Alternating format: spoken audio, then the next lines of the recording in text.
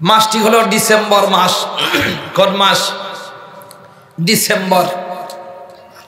খুবই গুরুত্বপূর্ণ মাস। এই ডিসেম্বর আসলেই অভিভাবকদের ভিতরে একটা পেরেশানি, অস্থিরতা কাজ করে। হায় হায়, আসতেছে জানুয়ারি, আমি কি হতে পারবো আনোয়ারি? আমার সন্তান নিয়ে করবোটা কি? হায় রে আমার কলিজার টুকরা সন্তান, হ্যাঁ, ও কি পড়বে কোরআন না শুনবে গান? আমি কি ইংলিশ মিডিয়ামে দিব নাকি আমার সন্তানকে মানুষ বানানোর জন্য কোরআনের আলোয় আলোকিত করবার জন্য দিনী প্রতিষ্ঠানে দিব? এমন একটা পেরেশানি ডিসেম্বর আসলেই আমাদের সন্তানধারী মা এবং বাবা অনেক পেরেশানিতে ভোগে। কি বলেন, ঠিক না? আপনারা মনে করেন ডিসেম্বর নাম কইছে হুজুর কি জিনি কয়। রাখেন রাখেন, দেখেন এই পেরেশানি দূর করবার জন্য আল্লাহ তাআলা ব্যবস্থা রেখেছেন। এই সেই ডিসেম্বর, যেই ডিসেম্বর 1931 সালে উপমহাদেশের শুধু নয় সারা বিশ্বের সবচেয়ে বড় কবি ডক্টর আল্লামা ইকবাল, উলামায়ে কেরামের মুরিদ যিনি ছিলেন আনোয়ার শাহ কাশ্মীর রহমাতুল্লাহ আলাইহির কাছে গিয়ে যার ডক্টর ডিগ্রি 2 শেরের মাধ্যমেই সবকিছু বানচাল করে দিয়ে তিনি উলামায়ে কেরামের অনুগত হয়েছিলেন। সুবহানাল্লাহ। 1971 সালে ডিসেম্বর 31 সনে তিনি ফিলিস্তিনে গিয়েছিলেন। ওখানে ফিলিস্তিন দেখলেন, বাইতুল মুকাদ্দাস দেখলেন, ইহুদিদের আগমন নির্গমন দেখলেন। ওখানকার মুফতি আজম শেখ ইয়াসিন, তার সাথে সাক্ষাৎ হলো এবং ওখান থেকে ঘুরে এসে সারা দুনিয়ার মুসলমানদেরকে বলেছে তখনও এই উপমহাদেশ জালেম ব্রিটিশ ইংরেজ কুত্তাদের নখদর্পণে এবং তাদের দখলে ছিল। এসে বললেন, খবরদার তোমরা আমেরিকা এবং ব্রিটিশকে বিশ্বাস করবে না। কেন? ইতিহাসের মধ্যে এদের মতো ঘৃণিত, এদের মতো গাদ্দার, এদের মতো মুনাফিক চরিত্রহীন আর কেউ হতে পারে না। কি বলেন, ঠিক না ভাই আমার? এরপরে বললেন, তোমরা আরব শাসক যারা দেখছো, এই শাসক এরা মুনাফিক, এদেরকেও বিশ্বাস করা যায় না। এই জন্য প্রত্যেক দেশের জনগোষ্ঠী মুসলমান যাদের অন্তরে ঈমানের মতো নূর আল্লাহ তাআলা জ্বালিয়েছেন, এই ঈমানদারদেরকে আওয়াজ তুলতে হবে, ফিলিস্তিন কোন অবস্থাতেই 1 ইঞ্চি ভূমিও ইহুদিদের হাতে হস্তান্তর করা যাবে না। ডক্টর ইকবাল কতদিন আগে বলেছেন, এই সেই ডিসেম্বর, যেই ডিসেম্বর 1931 সন। এরপরে 48 সনে যখন ইহুদি রাষ্ট্রের ঘোষণা হয়েছে, তখন কিন্তু আমরা অলরেডি 47 সনে স্বাধীন হয়ে 2 দেশ একসাথে হয়েছি। মাঝখানে একটা ইবলিস, 2 পাশে আরো আমরা বলে আপন বলে আর কি বললাম, বুঝলেন নাই? আসলে কিসের আপন? আপন হলো যাদের কাছে ইংরেজরা ক্ষমতা দিয়ে গিয়েছে, এদের সিলেবাস, এদের চেহারা, এদের সুরত, এদের সবকিছু, এদের অজাকতা, এদের চেহারা সবকিছুই ব্রিটিশের গোলামির চিহ্ন এবং দাসত্বের চিহ্ন বহনকারী। কি বলেন, ঠিক না? ব্রিটিশ মিলিটারি একাডেমি থেকে যারা পাশ করেছে তাদের কাছে হস্তান্তর, বিদেশ গেল বাসলাম। 53,000 উলামায়ে কেরামের রক্তের নজর এবং শাহাদাতের বিনিময়ে, 3 লক্ষ মুসলমানদের রক্তের বিনিময়ে উপমহাদেশ স্বাধীনতা অর্জন করেছেন। ব্রিটিশরা বিতাড়িত হয়েছেন, উপমহাদেশের মানুষ মনে করছে আমরা বাঁচলাম। কিন্তু কয়েকদিন পরেই মোহভঙ্গ হতে সময় লাগে নাই, 24 বছর ব্যবধানে দেখলাম, ওরে বাবা, ওরা তো বিদেশি ছিল, স্বদেশীরা আরো 1 কাঠি সরেস, আরো বড় জালেম। মনে হয় ওই কুকুরদেরই নতুন সন্তান। কথা বলেন। এরপরে আসলো তাদেরকে তারা নাম, আমরা ওরাও বিদেশি, ওরা উর্দু ভাষী, পাঞ্জাবি, বেলুচি, অমক তমক গোড়ার ডিম, আমরা এখন দেশীয়। মাশাআল্লাহ, আমরা এখন স্বাধীন দেশের নাগরিক। বেড়াই দেখেন, কি ঠিক না? স্বাধীন দেশ, মাশাআল্লাহ, কোনো জুলুম নাই, নির্যাতন নাই, আমরা স্বাধীন। স্বাধীনতা কোন জিনিসের নাম? স্বাধীন দেশে পৃথিবীর যে কোনো জায়গায় যদি মুসলমান নির্যাতনের শিকার হয়, আর্থিক সংকটে পড়ে যায়, সত্য বলার সত্য গ্রহণের অধিকার যদি বিনষ্ট হয়, অনাচার যদি ছড়িয়ে পড়ে, সাম্য যদি না থাকেন, ওই ভূখণ্ডকে সব বলা যায়, স্বাধীন দেশ বলা যায় না।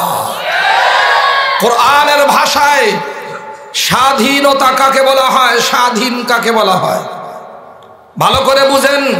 নোয়াখালীর মানুষ আপনারা, আপনাদের সাথে আলেমদের গভীর সম্পর্ক। আমার আগে যিনি রাজনীতিবিদ খুব বয়ান করছেন, মাশাআল্লাহ, জজবা আছে, বোঝা গেল, ঠিক না? বুড়া হলেও এখনো জোয়ানি আছে, এখনো যুদ্ধে পাঠালে ইনশাআল্লাহ একটা কিছু ঘটা ফেলবে। কতক্ষণ? কেন আমার দেশ ইতিহাস রেখেছে। 1972 সালে আমার দেশের যিনি প্রধান ছিলেন তখন, স্বাধীনতার মহানায়ক, ফিলিস্তিনিদের পক্ষে, মজলুম মুসলমানদের পক্ষে বাইতুল মুকাদ্দাস উদ্ধার করবার জন্য ইহুদিদের বিরুদ্ধে এদেশ থেকেই মুজাহিদ মুক্তিযোদ্ধা পাঠানো হয়েছিল।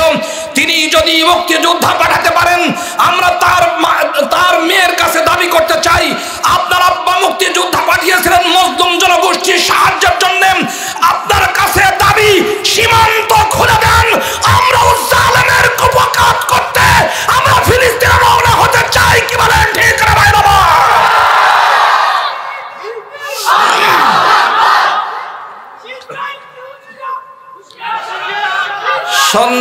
সম্মানিত দিনী ভাইরা, ইচ্ছা করলেই তো সীমান্ত খুলতে পারবে না, আরো তো আছে তাকে পক্ষের লোক আছে না, আছে, পারবে না।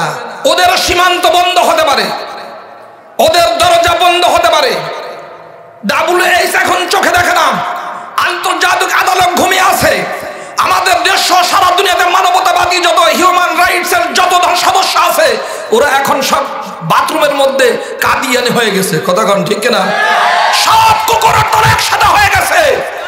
আজকে পৃথিবী দুই ভাগে বিভক্ত, একদিকে জালিম এবং জালিমের সমর্থক, আর একদিক দিয়ে মজলুম জনগোষ্ঠীর পক্ষে মানবতাবাদী মুসলমান। কি বলেন, ঠিক না? দোস্তরা আমার, আমাদের সেই সময় এখন আসছে সত্যিকার সচেতন হবার। 1971 সালে আমার দেশকে যখন, আমার এই ভূখণ্ডকে যখন গ্রাস করবার জন্য এবং আমার দেশের স্বাধীনতার আকাঙ্ক্ষাকে মাটিতে দাফন করবার জন্য ওই পাঞ্জাবিরা যখন আঘাত এনেছে, ওই পাকিস্তানি শয়তানদের পক্ষে আমেরিকায় সর্বপ্রথম 7ম নবহার পাঠিয়ে আমার দেশের স্বাধীনতার আকাঙ্ক্ষাকে সম্পূর্ণ শেষ করে দিতে চেয়েছে। এই 16ই ডিসেম্বর জালেম শুধু পরাজিত হয় নাই, পাঞ্জাবিরা পরাজিত হওয়ার সাথে সাথে আমেরিকাও পরাজিত হয়েছে। তার 50 বছর পর আফগানিস্তানে ওই আমেরিকা সহ বহুজাতিক বাহিনী ওরা রাতের অন্ধকারে পালিয়ে গিয়ে তাদের পরাজয় নিশ্চিত হয়েছে। আবার আমরা এই সময়ে ফিলিস্তিনে তাদেরকে পরাজিত কুত্তার মতো দেখতে চাই। কি বলেন, ঠিক না ভাইয়েরা?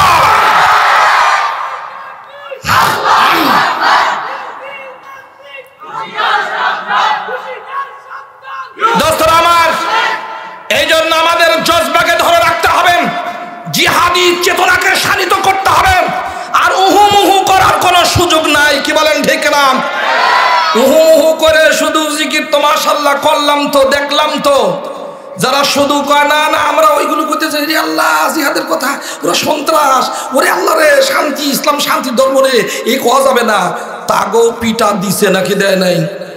যারা শান্তির কথা বলেছেন, যারা জালেম, ওরা শান্তির পয়গাম বোঝে না, ওরা দুর্বল মানুষের যুক্তি বোঝে না, ওদের কাছে অস্ত্রের যুক্তি সবচেয়ে বড় যুক্তি। কি বলেন, ঠিক কিনা? অতএব কোরআনে কারীমের আলো বুকে ধারণ করেন, কোরআনে কারীমের আলোকে অন্তরে পোষণ করেন এবং দ্বীন ঈমানকে মজবুত করে জিহাদি চেতনা ট্রেনিং নিয়ে যতদিন পর্যন্ত মুসলমানের যুবকেরা ওদের বিরুদ্ধে হামাসের মতো দাঁড়াতে না পারবে, অতদিন পর্যন্ত মুসলিম বিশ্ব কখনো অপমানের জিনজির থেকে বের হতে পারে নাই, পড়ার কোনো সম্ভাবনা নাই। কি বলেন, ঠিক না ভাইরা? এই জন্য নতুন শপথ নিবার জন্য তৈরি আছেন তো ইনশাআল্লাহ? নামাজ পড়ে না না পড়ে, কোরআন শিখে না না শিখে, এই জন্য আমার আগের মেহমান বলেই ফেলছেন আপনাদের কৃতি সন্তান, আপনাদের আগের মুরব্বী।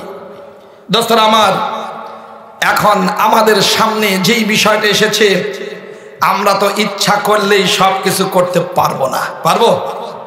তৃণমূল থেকে আমাদের সব সমস্যার সমাধানের জন্য জাতিকে প্রস্তুত করতে হবে। কি বলেন, ঠিক না? আচ্ছা, ওরা নয় গাজায় হামলা করেছে, ওরা নয় সব কিছু শেষ করেছে, ওখানে আলেম ওলামাদেরকে শহীদ করেছে, ওরা যখন জনগণকে শেষ করেছে, এতিম বানিয়েছে, মা বোনকে বিধবা করেছে এবং স্ত্রীকে স্বামী হারা করেছে, বাপ মাকে সন্তান হারা করেছে, গাজায় করছে ইহুদিরা। আমাদের মুসলিম দুনিয়ায় মুসলমানরা কি এই ওয়াকামটা করে যাচ্ছে না? কথা কয় না?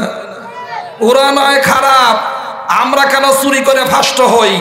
ওরা নয় খারাপ, আমার দেশের টাকা চুরি করে কেন বেগম পল্লী তৈরি হয়? কেন আমার দেশে করাপশন হয়? যেই ব্রিটিশটা কোনোদিনও রাতের অন্ধকার রাতের বেলা হামলা করতে পারতো না, মুসলিম বিশ্বের পুলিশেরা কি যখন তখন হামলা করে যাত্রার বাড়ি ভাঙ্গে না? নতুন গাজা তৈরি হচ্ছে বিশ্বের বিভিন্ন জায়গায়। এটার থেকে বাঁচাবেন কেমনে? ক্রেন দিয়ে উঠাতে পারবো না, হোমিও ডোজ দিতে হবে, সেটা হলো কোরআনে কারিমের আলো গ্রহণ করতে হবে। এই জন্যই ভাই আপনাদের কাছে বলতে চাই, দুনিয়ার মানুষ যা বলে এর মধ্যে কোনো সততা নাই, সত্যতা নাই। সব কিছুর একমাত্র সত্যবাদী ওমান আসদাকু মিনাল্লাহি কিলা, আমার মালিক থেকে বড় সত্যবাদী আর দুনিয়াতে কেউ নাই। আছে? এই জন্য আল্লাহ রাব্বুল আলামিন বলেছেন, কুল সাদাকাল্লাহ ফাত্তাবিউ মিল্লাতা ইব্রাহিমা হানিফা ওয়া মা কানা মিনাল মুশরিকিন।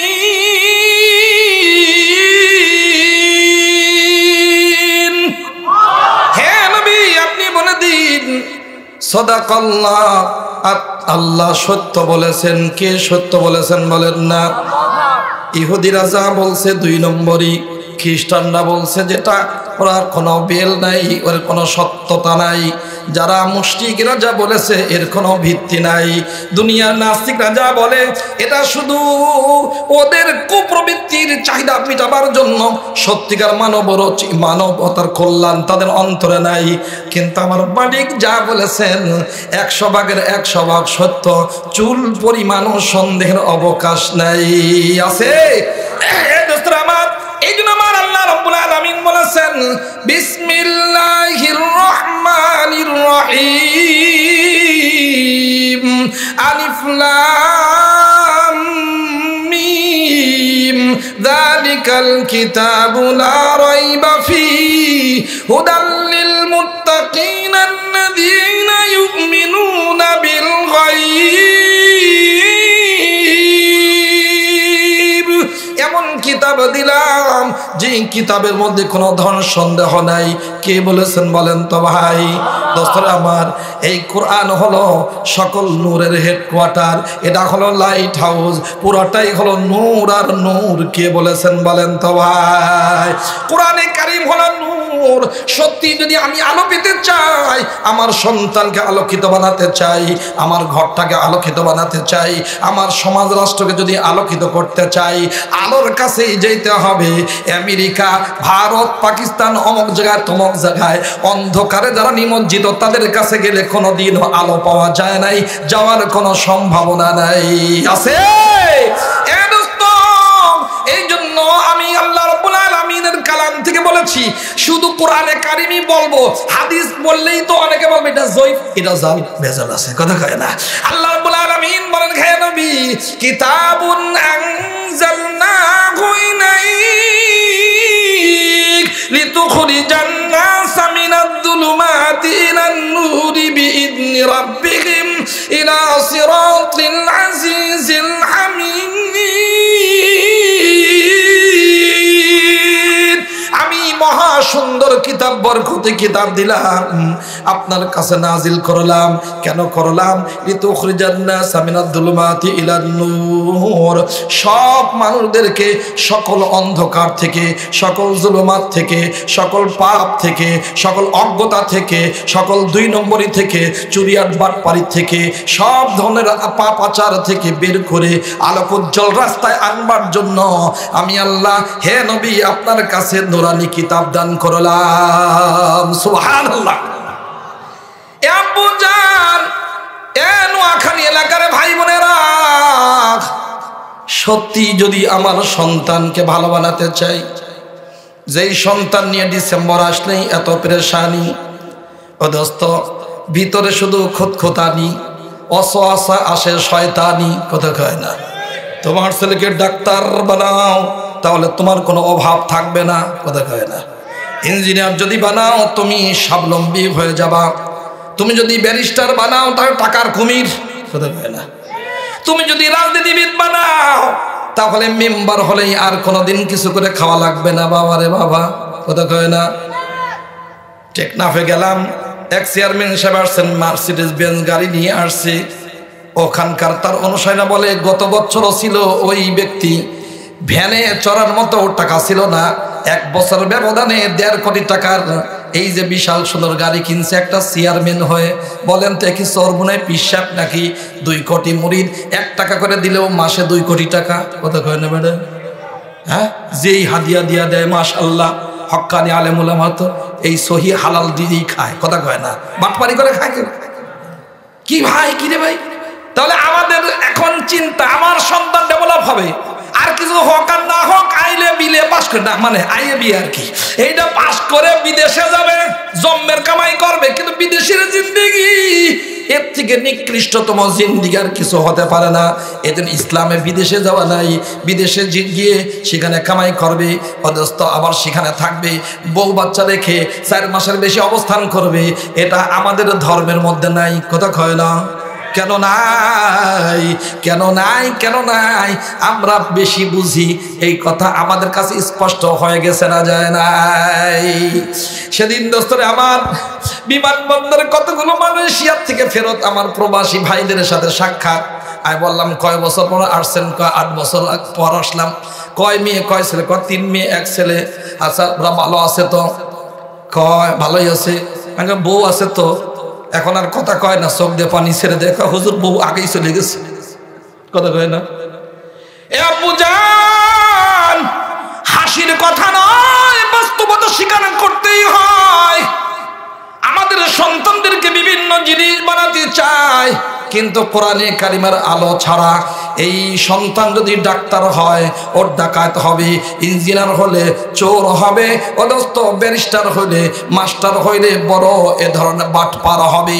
হচ্ছে কি হচ্ছে না বলেন ভাই?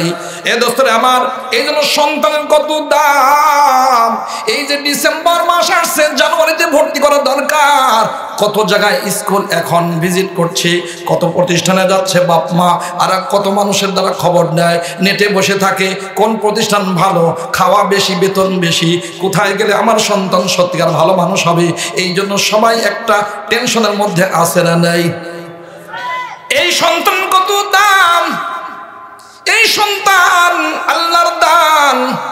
আল্লাহ তাআলা যাদেরকে সন্তান দিয়েছেন তাদের জন্য কত বড় নিয়ামত এইটা। যাদের সন্তান নাই ওদের কাছে গিয়ে জিজ্ঞাসা করেন সন্তান না থাকার জ্বালাটা কি।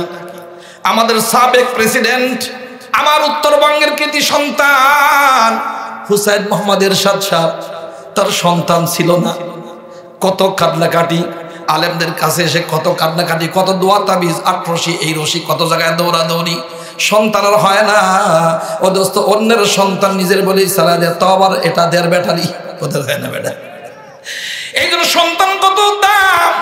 এই সন্তান যদি নাবালিগ অবস্থায় দুনিয়া থেকে বিদায় নিয়ে চলে যায়, যখন মাসুম ছেলে মেয়ের জান কবজ করে ফেরেশতারা আল্লাহর দরবারে হাজির হন, আল্লাহ তাআলা জিজ্ঞাসা করেন হাল কবাতুম সামারা ফুআদি আবদি, ওরে ফেরেশতারা দল, তোমরা কি আমার বান্দা বান্দির কলিজার টুকরা ছিঁড়ে নিয়ে আসছো, কবজ করে আনছো নাকি? হ্যাঁ এনেছি। কি বলেছে? সাবারা ওয়া হামিদা ওয়া শাকারা, ধৈর্য ধারণ করেছে, তোমার প্রশংসা করছে। আল্লাহ তাআলা তখন বলেন ইবনু লাহু বাইতান ফিল জান্নাতি, হে ফেরেশতা যাও, যে ধৈর্য ধারণ করেছে তার জন্য জান্নাতে একটা ঘর বানাও। ওয়াসাম্মুহু বাইতুল হামদি, আর এই ঘরের নাম রাখো বাইতুল হাম, প্রশংসার ঘর। দোস্তরা আমার, ইমানদার মুসলমানের সন্তান যদি নাবালেগ অবস্থায় মারা যায়, ছোট ছেলে মেয়ে যদি মারা যায় নাবালেগ অবস্থায়, তাহলে গুনাহারে সব কলিজার টুকরা জান্নাতি হয়। সুবহানাল্লাহ। কয় না? নবীজি বলেছেন, বুখারী শরীফের হাদিস, কিতাবুল জানায়েজের মধ্যে আনছেন, ইমাম বদরুদ্দিন আইনি রহমাতুল্লাহ আলাইহি 36টা বয়ান এখানে এনেছেন। দোস্তরা 36টা হাদিস আনছেন এখানে। দোস্তরে আমার, সন্তান এরা সবাই গুনাহারে, মুসলমানদের সকল সন্তান গুনাহারে জান্নাতে যাবে নাবালেগ অবস্থায় ইন্তেকাল হলে। এমনকি কাফেরের সন্তান যদি ইন্তেকাল হয় তাহলে অনেক উলামা একরাম বলেছেন এরাও জান্নাতি হয়ে যাবে। এটাও বুখারী শরীফের 5 নম্বর পারা ও দোস্ত 1ম নম্বর পৃষ্ঠার মধ্যে আছে। এটা 6 নম্বর পারা শুরু দিয়ে এটা আছে, 1ম পৃষ্ঠায় সেখানে আছে আওলাদুন নাস বলছেন। ইমাম বুখারী প্রমাণ করতে চান আওলাদুন নাস বলতে সব মানুষ, তার মানে হলো মুসলমানের সন্তান যদি নাবালেগ অবস্থায় মারা যায় তাহলে জান্নাতি হয়ে যায়। মতবিরোধ আছে, এটা বলছেন পুরো হাসিয়াটা করে দেখেন, যারা পড়ছেন এটা ভালো জানেন। তার মানে মুসলমানদের সকল সন্তান নাবালেগ অবস্থায় মারা গেলে, ইন্তেকাল হলে গুনাহারে কি বলেন না। কিন্তু বাপ মা কোন কারণে যদি তাদের ঠিকানা জাহান্নাম হয়, এই সন্তান বাপ মার আসল ধরে আল্লাহ তাআলার সামনে কথা বলবে আর টানতে থাকবে আর আল্লাহরে বলতে থাকবে, আল্লাহ একবার তুমি বঞ্চিত করে দিয়েছো, আমাদের তুমি আদর থেকে বঞ্চিত করছো, মা কাঁদতে কাঁদতে অস্থির হয়ে গেছে, আব্বার ঘুম হয় নাই, একবার তুমি মা বাবার আদর থেকে বঞ্চিত করে দিয়েছো, এখন আবার মা বাবাকে তুমি জাহান্নামে দিবা আর আমাকে জান্নাত দিবা, আবারও তুমি মা বাবার আদর থেকে বঞ্চিত করবা। আল্লাহর সাথে বারবার কথা বলতে থাকবে। পুরো হাদিসের মধ্যে ডিটেইলস আছে, ওই শব্দগুলো আমি শুধু ব্যাখ্যা করে বলি দোস্ত। আল্লাহ তাআলার দরবারে যখন বলতে থাকবে আর বলবে, আল্লাহ তুমি না রহমান, তুমি না রহিম, তোমার তো আর কোনো সীমা নাই, তুমি তো বড় দাতা, তুমি দাতা, তুমি জান্নাত দিবা, শুধু মুসলমানদের দিবা। পাপ হতে পারে কিন্তু সে তো মুসলমান ইমানদার, আল্লাহ তুমি বঞ্চিত করে দিও না। তখন বুখারী শরীফের শব্দ রাহমাতান লাকুম ইয়াহুম, এই ছোট ছোট বাচ্চাদের উপরে আল্লাহ তাআলা দয়া করে তার বাপ মার জন্য জান্নাতের ফয়সালা করে দিবেন। দোস্তরা আমার, সন্তান যদি আগে চলে যায় তাহলে এই সন্তান মা বাবার জন্য জান্নাতে যাবার কারণ হবে। আবার মা বাবা যদি আগে চলে যায়, এটাই তো বেশি হয়, মা বাবা দুনিয়ার থেকে চলে যায়, সন্তানরা কাঁদতে কাঁদতে বেহুশ হয়ে যায়, মেয়েটা কথা বলতে পারে না, এসে উর্বর করে পরে অজ্ঞান হয়ে যায়, সন্তান আসতে গিয়ে অ্যাক্সিডেন্ট হয়ে দুনিয়ার থেকে চলে যায়, এমন ঘটনা নোয়াখালীতে আছে। এ দোস্ত, মা বাবা দুনিয়ার থেকে যদি চলে যায় সন্তানের আর কোনো জায়গা থাকে না। সন্তান কিভাবে সহ্য করবে যখন মা বাবার লাশ কাঁধে করে নিয়ে সন্তান অগ্রসর হয়? সন্তান মা বাবার লাশ নিয়ে ঘাড়ে নিতে পারে না, এই জন্য অনেক মানুষ সহযোগী হয়। এ দোস্ত, সন্তান যদি নেককার হয়, মা বাবার জন্য যদি দোয়া করে আর জানাজা পড়ায়, মাগফিরাতের দোয়া করে, ঈসা সুবহানাল্লাহ। এ দোস্ত, আজকে আমি আমার মসজিদে বলছি, হঠাৎ করে মনে আসছে, আমি বয়ান শুরু করছিলাম যে আত্মশুদ্ধির প্রয়োজনীয়তা, আহাম্মিয়াতু ইসলাহিল কুলুব, এইটা ছিল আমার শিরোনাম। কিন্তু এই কথাগুলো এসে গেছে কেমনে কেমনে জানি না। আমি আপনাদের সাথে আমার জীবনের প্রথম এই এখন যেটা বলতেছি এটা বলছি, আর কখনো বলি নাই। এই দুইটা বলছি বিভিন্ন জায়গায়, কিন্তু এইটা বলি নাই, কখনো আসে নাই জবানে, মনেও পড়ে নাই। তাহলে সন্তান যদি আগে চলে যায় নাবালেগ অবস্থায়, মুসলমান মা বাবা পাপী হলেও তার জন্য জান্নাতে যাওয়ার উপকরণ এবং সবব কারণ হবে কি হবে না বলেন? কে বলেছেন? মুহাম্মাদুর রাসূলুল্লাহ সাল্লাল্লাহু আলাইহি ওয়াসাল্লাম। আবার সন্তান যদি রয়ে যায়, মা বাবা যখন চলে যায়, ওই সন্তান নেককার হলে আওয়ালাদিন সালিহিন ইয়াদউলা, এটা মুসলিম শরীফের হাদিস। নবীজি ফরমান ওই সন্তান নেককার যদি হয়, মেয়ে হোক ছেলে হোক, এর দোয়া আল্লাহ তাআলা কবুল করে নিয়ে তার বাপ মার জন্য জান্নাতের ফয়সালা করে দেন। তাও আবার সন্তান যদি নেককার হয়, মা বাবার যদি অনুগত সন্তান হয়, ছেলে হোক মেয়ে হোক, ওই পরিবারটা নগদ জান্নাতি পরিবেশ হয়। হয় কি হয় না বলেন? কথা কয় না? সন্তান যদি মার কথা শোনে, কথা বলার আগেই যদি মার জন্য পানি এনে দেয়, মেয়েটা যদি মা বাপের খেদমত করে, মার খেদমত করতে গিয়ে মরিচ কেটে দেয়, পেঁয়াজ কেটে দেয়, চুলাটা ধরিয়ে দেয়, ভাতটা রান্নার ব্যবস্থা করে দেয়, আর সন্তান ছেলে হলে বাপের সহযোগিতা করে, আবার ঠিক মতো 5 ওয়াক্ত নামাজ জামাতের সাথে পড়ে, দাওয়াত ও তাবলীগে যায়, উলামায়ে কেরামের সাথে ভালো সম্পর্ক রাখে, আর বাপ মা যা বলে লাব্বাইক বলে সাথে সাথে যদি সামনে হাজির হয়ে যায়, তাহলে এটা হায়াতে তয়্যিবা, নগদ জান্নাতের নমুনা। কি বলেন ঠিক না ভাইরা আমার? তাহলে দোস্তরা আমার, সন্তান যদি আগে চলে যায়, নাবালেগ অবস্থায় মা বাবার জন্য জান্নাতে যাওয়ার কারণ হয়। যদি সন্তান রয়ে যায়, মা বাবা যদি আগে চলে যান, তাহলেও এই সন্তান মা বাবার জন্য জান্নাতের কারণ হয়, যদি হয় নেককার। ও দোস্ত, আবার সন্তান যদি নেককার হয়, ভালো যদি হয়, আর মা বাবার সাথে সুন্দর আচরণ করে, আনুগত্যশীল যদি হয়, সুন্দর আচরণ করে তাদের যদি খুশি করে, তাহলে এই দুনিয়ার বাড়িটাও জান্নাতের নমুনা হয়, হায়াতে তয়্যিবা নসিব হয়। বলেন দেখি, এমন সন্তান আমরা চাই কি চাই না? যেই সন্তান এত বড় নিয়ামত, যেই সন্তান আল্লাহর দান, যেই সন্তান আল্লাহ তার নিয়ামত, এই সন্তানেরা নেককার হোক। আগে চলে গেলে কোনো সমস্যা নাই, রয়ে গেলেও সমস্যা হবে না। আবার মা বাপের সাথে থাকলে যেখানেই থাক, শ্বশুর বাড়ি যাওয়ার আগে মার কাছে হাজিরা দেবে, এমন সন্তান আমরা চাই কি চাই না? হ্যাঁ, আমার একজন আছে ভাতিজা, ও আসছে দূরে পড়ে, ও মার কাছে যাওয়ার আগেই শ্বশুর বাড়িতে চলে গেছে। আমরা আবার মোল্লা গোষ্ঠীতে শ্বশুর বাড়ি যাওয়া ধাতে নাই, তার মানে শ্বশুর বাড়িরা বেশি যায় না, এটা আমাদের গোষ্ঠীর নিয়ম এটা। কিন্তু ও হাটের থেকে সেই শ্বশুর বাড়ি, আমি কলে ওটাই তোরে পড়াইছে কে? সব তো মুহাদ্দিস বড় বড়, তাদের কাছে পড়ে এটা শিখেছে, বেহায়া হয়েছ, মার কাছে কেন আগে যাও নাই? মার কাছে যাবা, বাপ মার চেহারা দেখে তুমি জান্নাত কামাই করবা, হজের নেকি কামাই করবা। মার কাছ থেকে বিদায় নিয়ে তারপরে মার হাতে চুমো দিয়ে বাপের কাছ থেকে বিদায় নিয়ে তারপর শ্বশুর বাড়িতে আসবা। বেহায়া কথা কয় না বেটা? এরকম বেহায়া আমাকে পাপ নাই, শুধু 2-1টা আছে, আপনাকে নোয়াখালী নাই। বিদেশ থেকে এসেই খালি শ্বশুর বাড়ি, ওরে আম্মু এমনি কেমন আছেন আম্মু, আর টাকা পাঠায় তো পাঠায় কার কাছে? শুধু পাঠায় ওই শাশুড়ির 2 নম্বরই মেয়ের কাছে। কথা কয় না বেটা?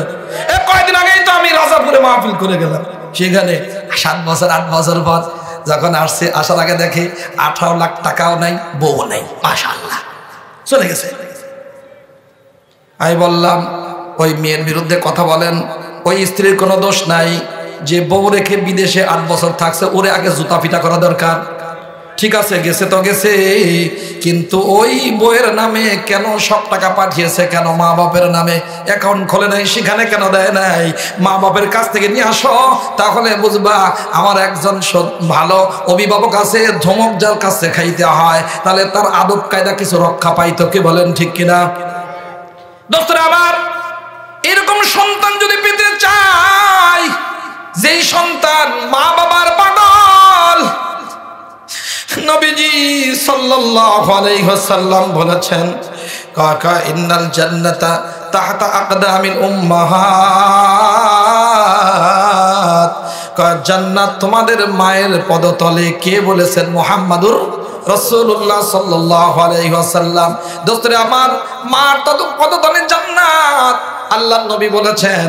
হাদিসে কিন্তু আর একটা আছে, এই জন্য মায়ের ফজিলতের কথা বলি, মায়ের খেদমতের কথা আমরা বলি, আব্বার কথাটা এটা বাইপাস হয়ে যায়, এদিক ওদিক হয়ে যায়, ওভারলুক হয়ে যায়। অথচ হাদিসের মধ্যে আছে আবাওয়াইহি, আল্লাহর নবী বলেছেন, মা এবং বাপের চেহারার দিকে কোনো সন্তান যদি মহব্বতের নজরে দয়ার নজরে তাকায়, যতবার তাকাবে আল্লাহ তাআলা তার আমল নামায় একটা করে কবুল হজের নেকি লিখে দেন। অন্য হাদিসে আছে দলিল যোগ্য। আল কাউসারের মধ্যে হাদিসের ডিটেইলস পড়া লিখেছে। শুধু কি তাই, কয় দেখো যেই ব্যক্তি মা এবং বাবার চেহারার দিকে মহব্বতের নজরে তাকায়, একটা কবুল হজের নেকি লেখা হয়, একটা কবুল উমরার আমল সওয়াব তার আমলনামায় লেখা হয়। শুধু কি তাই, নবীজি বলেছেন জিহাদের ময়দানে জিহাদ করার সওয়াব তার আমলনামায় লেখা হয়। কয়টা হইছে? এ পূজার মা, যেই সন্তান আগে চলে গেলে মা বাবার জন্য রহমত, নিয়ামত, জান্নাত, সন্তান রয়ে গেলে মা বাবার জন্য এটা বড় ধরনের আল্লাহ তাআলার পক্ষ থেকে দান, অনুদান, রহমত হয়। আবার সন্তান যদি ভালো হয় তাহলে মা বাবার দুনিয়ার এই জিন্দেগিটাই সুন্দর জিন্দেগিতে রূপান্তরিত হয়। সন্তান কখনো মা বাবাকে দূরে রেখে যায় না, এবং কোন জায়গায় মা বাবার কষ্ট হয় এমন কোনো কথা বলে না, কাজ করে না, মা বাবাকে কখনো বৃদ্ধাশ্রমে দিবে না, এমন একটা সন্তান আমরা চাই কি চাই না? কারা কারা চান হাত তুলে দেখান তো। মাশাআল্লাহ। এবারে তোর বাপ বিয়ে করছে দেখছো, ও বলে ওই এরকম সন্তান চাই। চিন্তা করছেন আপনাদের মহব্বত দেখছেন? এই ছোট্ট পিচ্ছি ও হাত তুলছে, ও এমন সন্তান চায় যেই সন্তান জান্নাতে যাওয়ার কারণ হবে, মা বাবার জন্য সুখ শান্তির উপকরণ হবে, এমন সন্তান চায়। দেখছেন নি কারবার? ও কি বোঝে না কিছু, তারপরে হাত তুলছে। আল্লাহ ওদের হায়াতে, এলেমে, আমলে, সুস্থতায়, যৌবনে বারাকাত দান করেন, বলেন আমিন। এদেরকে আল্লাহ যুগের মুজাহিদে আজম বানিয়ে দিক, বলেন আমিন। আল্লাহ তাআলা এদেরকে হাফিজি হুজুর বানিয়ে দিক, বলেন আমিন। যুগের শাইখুল ইসলাম বানিয়ে দিক, বলেন আমিন। কি আমিন কইতেছ না তুমি? ম্যাডাম আমিন আর কত কম, সব জায়গায় গেলে শুধু আমিন দেখি। জমি মাফার জন্য খাড়া আছে সে বেটাও আমিন, আর কত জায়গায় কমে। এমে ওই আমিন আর এই আমিন কি এক নাকি মিয়া? আচ্ছা, তাহলে বলতেছিলাম এমন সন্তান যদি আমরা চাই তাহলে কি করা দরকার? দোস্ত, এই জন্যই আল্লাহ তাআলা বলেছেন ইয়া আইয়ুহাল্লাযীনা আমানু কু আনফুসাকুম ওয়া আহলিকুম নারা। কার কথা? আওয়াজ দিয়ে বলেন কার কথা? আল্লাহর কালাম। আল্লাহ তাআলা বলেন হে ঈমানদারেরা, কু আনফুসাকুম, নিজেদেরকে বাঁচাও এবং নিজেদেরকে বাঁচাও, পরিবার পরিজনকে বাঁচাও। কিসের থেকে বাঁচাও? নারা, আগুন থেকে বাঁচাও। আগুন কোথায় আসলো বাংলাদেশে? আমাদের সব জায়গায় তো এখন আগুন নাই। আগুন থেকে বাঁচাও, কেমনে বাঁচাবি?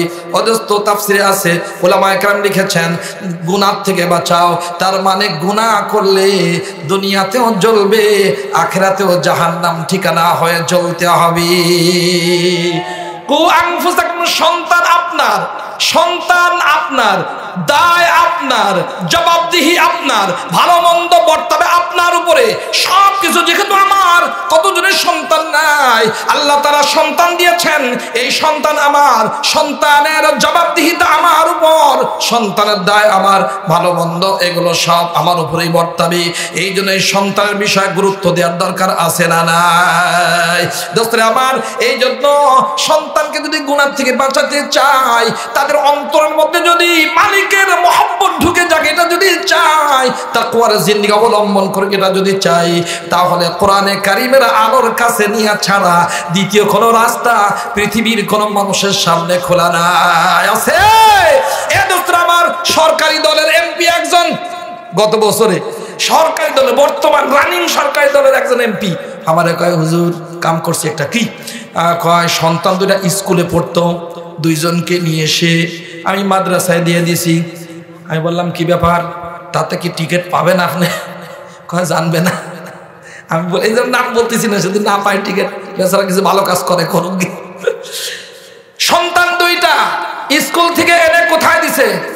রানিং সরকার, রানিং এমপি, এখনো তো এমপি আছে, কথা কয় না। এটা ক্ষমতায় থাকতেই ক্ষমতায় যাবো, টাকায় কেনা বেটা যা করে, কোনো সমস্যা নাই, নেও। চুরিটা যেন আর না হয় এটা আমরা চাই, কথা কয় না বেটা? চুরি যেন না হয়। খালি রাস্তা খাস্তা হয়েছে 2 মাস পর পর হয়। এবার গোপালগঞ্জের রাস্তা, তার বয়স হলো 15 বছর, 15 বছরে একটা ইট ওঠে নাই, এক জায়গায় আধা হাত কোথায় খাস্তা হয় নাই। আর অন্যান্য রাস্তা সব 6 মাস 2 বছর পর পর খাস্তা হয়ে যায়। ওইটা ফেরেশতা তৈরি করছে, এটা শয়তান তৈরি করছে নাকি? কথা কয় না বেটা? বাজার তো ঠিকই দেওয়া হয়, এই বাজেট মনে হয় আসমানের ফেরেশতারা খায়া যায়, কথা কয় না আপনারা? হ্যাঁ, আল্লাহ মাফ কর। তাহলে এখানে ভালো কিছু মানুষ আমাদের এখান থেকে যাওয়া দরকার আছে না নাই? এই জন্য কই। এখন এমপি সাহেব বললেন, হুজুর কি ব্যাপার? কয় যেই সিলেবাস এখন আসছে, আস্তে করে কই, জোরে করে বলছি না, কয় যেই সিলেবাস এটা যারা তৈরি করছে অধিকাংশই হলো অমুসলিম, আর 2-4 জন যারা আছে মুসলমান হলেও আসলে মুসলমানের জাতি না, কথা কয় না বেটা? কয় এদের সিলেবাস পড়ে কোন ধর্মের সন্তান ওই ধর্মে থাকবে না, ওই সন্তান বিশ্ব বেহায়া হবে, অনৈতিক আচরণে অভ্যস্ত হতে বাধ্য হবে, কথা কয় না? এ দোস্ত, কেন কেন কেন আপনারা অনেক শিক্ষিত দোস্ত আছেন ক্ষমতার সাথে জড়িত, আর আরো অনেক আছেন ক্ষমতায় যেতে চান, যাওয়ার জন্য পাগল, এরা থাকার জন্য পাগল, গন্ডগোল লেগে গেছে না যায় নাই, কথা কয় না বেটা? কিন্তু উম্মতের সত্যিকার ফায়দা কোথায় এই বিষয়ে তাদেরও ফিকির নাই, এদেরও সময় নাই। একটি জাতি, একটি গ্রুপ, উম্মতের সব শ্রেণীর মানুষ সত্যি যেন জান্নাতি হয়, এই দুনিয়া যেন দুর্নীতি মুক্ত, করাপশন মুক্ত হয়, মুনাফিকি মুক্ত হয়, জালেম এবং জুলুম মুক্ত যেন হয়, এই জন্য মেহনত করেন একটি দল, তার নাম হলো উলামায়ে কেরামের দল। কথা বলেন দোস্তরা আমার, উলামায়ে দেওবন্দি, উলামায়ে দেওবন্দ, উলামায়ে দেওবন্দ কওমি মাদ্রাসার সাথে সংশ্লিষ্ট উলামায়ে কেরাম, আরো কিছু দোস্ত বন্ধু আছে, কথা কয় না বেটা? এ আব্বু জান ভালো করে বুঝিনি একটি কথা, ভালো করে বোঝেন। দেখেন, একটা হলো লেখক আর একটা হলো পাঠক, এটি ভালো করে কান দেন, আসবেন ইনশাআল্লাহ। একটা হলো লেখক আর একটা হলো পাঠক। লেখকের সাথে পাঠকের সম্পর্ক হয়, লেখকের সাথে পাঠকের সম্পর্ক হয় লেখার মাধ্যমে। আখিরি কথা ভালো করে শোনেন, ইনশাআল্লাহ শাইখুত তাফসীর আল্লামা খুরশিদ আলম কাসিমি সাহেবের আগমন এলাকাবাসীর পক্ষ থেকে আল্লাহ তাআলা তার হায়াতে, ইলমে, আমলে, সুস্থতায়, ব্রেনে সর্বক্ষেত্রে বারাকাত দান করেন, বলেন আমিন।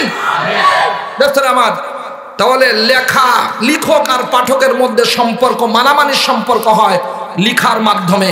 লেখক যদি অমুসলিম হয়, পাঠক ধীরে ধীরে অমুসলিম হবে। ও যদি লেখক যদি নাস্তিক হয়, তার পাঠক নাস্তিক হবে। অদস্ত যদি লেখক যদি ডাকাত হয়, বেনামাজি হয়, চোর হয়, যদি নাস্তিক হয়, 2 নম্বরই হয়, এর লেখা পড়ে কখনো আমার আপনার সন্তান ভালো হতে পারে না। আরে এই জন্য সময় এসেছে শিক্ষকরা ব্যাংক কেমনে ডাকে এটা শিখায়, কুত্তা কেন ব্যাক ব্যাক করে এটা শিখায়। আমি আর তুমি আশরাফুল মাখলুকাত মানুষ, তোমার আচরণ কেমনে হবে এইটা যদি শিক্ষা দিতে ব্যর্থ হও, ওই পথ থেকে পদত্যাগ করে আমার এই দেশকে পবিত্র করার সুযোগ উলামায়ে কেরামকে দিয়ে দাও। কি বলেন ঠিক না ভাইরা আমার? উলামায়ে ফাজলে কি শিক্ষা নেবেন? এদেশের স্বাধীনতার জন্য উলামায়ে কেরাম মেহনত করেছেন, 53,000 উলামায়ে কেরাম শাহাদাত বরণ করেছেন। আল্লামা আব্দুল হামিদ খান ভাসানী 3রা মার্চে তিনি স্বাধীনতার ঘোষণা দিয়েছেন। আমাদের হাফিজ হুজুর চেষ্টা করেছেন, মানে আব্দুর রশিদ তরকাবাগিশ আমার সিরাজগঞ্জের ইনসান আওয়ামী লীগকে জন্ম দিয়েছে। কি বলেন ঠিক না ভাইরা আমার? আমার দেশের উলামায়ে কেরাম সব কিছু করেন, আর উলামায়ে কেরামকে বাইপাস করে কোর্ট থেকে ধরে নিয়ে এসে ছাগল পাগলকে দিয়ে এই সমস্ত কিছু তৈরি করে জাতির উপরে চাপিয়ে দেওয়া হয়। এই বরকত এখন প্রকাশ পাচ্ছে যে ক্লাস 9-এর মেয়েকে প্রধান শিক্ষক নিয়ে ভাগিয়ে চলে গেছে, কথা কয় না মানে? এই জন্য এর থেকে যদি বাঁচাতে হয়, সন্তান আমার, দায় আমার, জবাবদিহিতা আমার, কিয়ামতের ময়দানে আল্লাহর দরবারে জবাব দিতে হবে। এই জন্য এই সন্তানকে সুসন্তান বানাতে চাইলে নুরানি মাদ্রাসায় ভর্তি করা ছাড়া, কোরআন সুন্নাহ শিক্ষা দেওয়া ছাড়া, উলামায়ে কেরামের কাছে আনা ছাড়া দ্বিতীয় কোনো রাস্তা খোলা নাই। কি বলেন ঠিক না? যদি আমার দেশ, আমার পৃথিবী, আমার সমাজকে যদি সুন্দর করতে হয়, প্রশাসন যদি ঢালে সাজাতে হয়, তাহলে অবশ্যই আমাদের সন্তানদেরকে কোরআনী শিক্ষা দিয়ে, উলামায়ে কেরামের সোহবতে দিয়ে এদেরকে ভালো মানুষ বানিয়ে যোগ্য মুজাহিদ তৈরি করতে হবে। কি বলেন ঠিক না ভাইরা আমার? আল্লাহ তাআলা আমাদের সবাইকে এখানকে প্রতিজ্ঞা করে আমাদের সকল সন্তানকে কোরআনী সিলেবাসের সাথে সম্পৃক্ত করবার জন্য নুরানি মাদ্রাসায় 4-5 বছর পড়ানোর পরে অন্য সিদ্ধান্ত নেওয়ার তৌফিক দান করেন, বলেন আমিন আমিন। ওয়া আখিরু দাওয়ানা আলহামদুলিল্লাহি রাব্বিল আলামিন। আসসালামু আলাইকুম ওয়া রাহমাতুল্লাহি ওয়া বারাকাতুহু।